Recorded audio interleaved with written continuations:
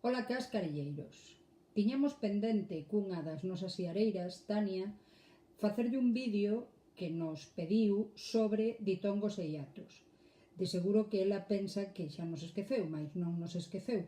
O que pasa é que, como non nos aclarou exactamente cales eran esas dúbidas, pois non nos atrevíamos a arrancar. Pero hoxe decidimos facelo e se non é isto o que ela esperaba, pois que non lo diga, que non temos ningún inconveniente en facer calquera outra cousa que precise.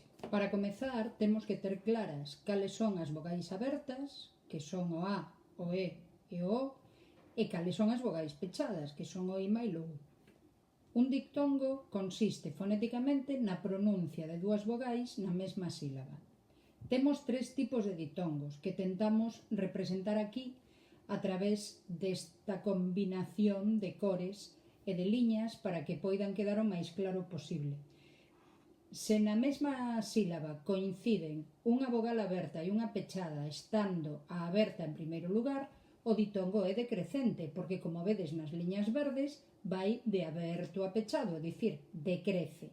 O contrario sucede cando o ditongo comeza por unha vogal pechada e segue cunha vogal aberta. Entón, nese caso, sería un ditongo crecente, porque de pechada a aberta, como vedes nas liñas verdes, crece.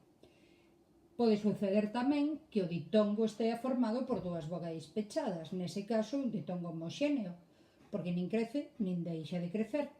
O hiato, en cambio, sitúa as dúas vogais en sílabas diferentes. Isto prodúcese cando se encontran dúas vogais abertas ou unha vogal aberta máis unha pechada que é tónica. De acordo? Se tedes dúbidas neste sentido, podedes revisar o vídeo dos casos especiais de acentuación nos que tamén falamos deste tema. Pois esta é a cousa.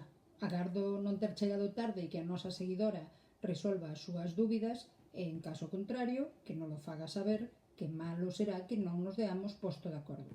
Chao, cascarelleiros!